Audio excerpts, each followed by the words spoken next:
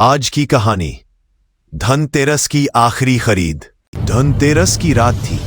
पूरा शहर जगमगा रहा था। हर घर में दिए, मिठाइयों की खुशबू और लक्ष्मी पूजन की तैयारियां चल रही थीं। लेकिन पुराने शहर की आखिरी गली सोनार घाट अब सुनसान और भुला दी गई थी। वहां बस एक दुकान थी जो साल में सिर्फ एक बार खुलती थी, लक्ष्मी एंटीक हाउस। लोग कहते थे उस दुकान में समय रुक जाता है। जो भी वहां से कुछ खरीदता है उसकी किस्मत पलट जाती है, पर कीमत अदा करनी पड़ती है अमूल्य। अंकित मिश्रा 28 वर्षीय ज्वेलरी डिजाइनर मुंबई की भागदौड़ भरी जिंदगी से थक चुका था। उसके पिता का पुराना ज्वेलरी बिजनेस अब घाटे में चल रहा था। धनतेरस नजदीक थी, पर इस बार अंकित के पास न सोना था न खुशी। उसकी मां बोली, बेटा अगर आज कुछ अच्छा खरीदेगा तो किस्मत पलट सकती है। धनतेरस है, कुछ तो शुभ कर ले। अंकित मुस्कुरा दिया, लेकिन भीतर से टूटा हुआ था।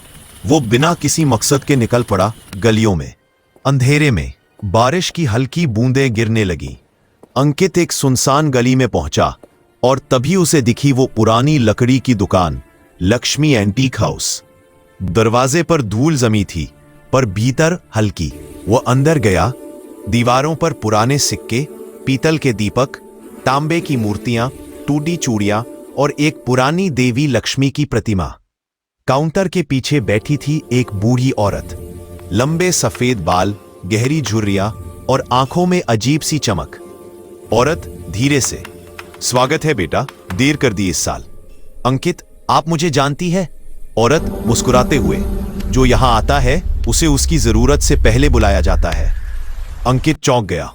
वो कुछ कहता इससे पहले उसकी नजर एक पीतल के दीपक पर पड़ी।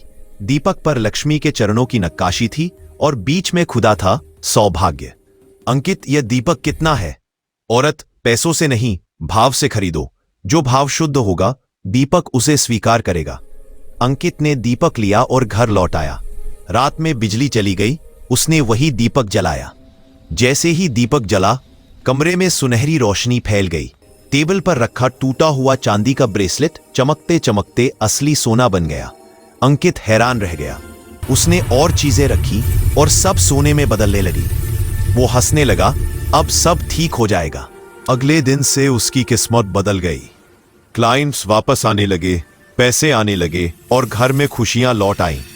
लेकिन दीपक हर रात खुद ब खुद जल उठता था और हर बार दीवार पर एक परछाई दिखाई देती, वही बूढ़ी औरत की। दीपक की लौ जलाओगे तो किसी और की किस्मत बुझ जाएगी। धीरे धीरे उसके पड़ोसी बीमार पड़ने लगे। उसका दोस्त राजन, जो उसकी मदद करता था, अचानक लापता हो गया। डर और पछतावे से भरा अंकित फिर उसी दुकान पर गया।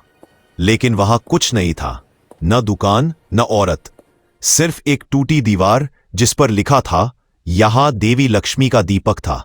जिसने उसे लालच से जलाया उसने सौभाग्य चुराया और श्राप पाया। अंकित टूट गया।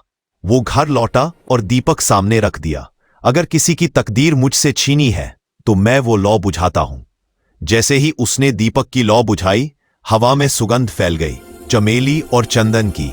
वही बूढ़ी औरत की आवाज आई, तूने लौ नहीं, अहंकार बुझाया है बेटा। अंकित की आंखों के सामने देवी लक्ष्मी की छवि प्रकट हुई। सुनहरी आभा, शांत मुस्कान और आवाज जैसे घंटियों की ध्वनि। देवी, धनतेरस सौभाग्य का नहीं, शुद्ध मन का पर्व है। तूने जो सीखा है वही तेरा धन है। दीपक की राख से एक छोटा स्वर्ण लोटा निकला, जिस पर लिखा था, कर्म ही सबसे बड़ा धन है।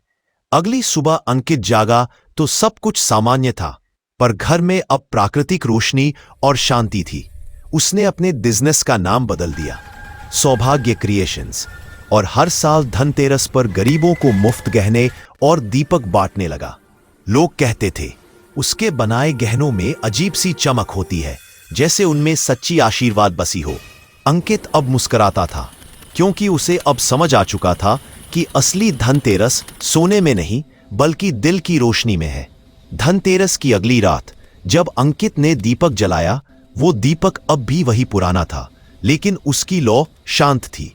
हवा में एक आवाज गूंजी, अब यह दीपक सौभाग्य नहीं, शांति देगा। दिया जलता रहा और अंकित की जिंदगी भी उजली रही। अगर आपको हमारी कहानी अच्छी लगी हो तो हमारे चैनल को लाइक, सब्सक्राइब और शेयर करें। ये वीडियो देखने के लिए धन्यवाद।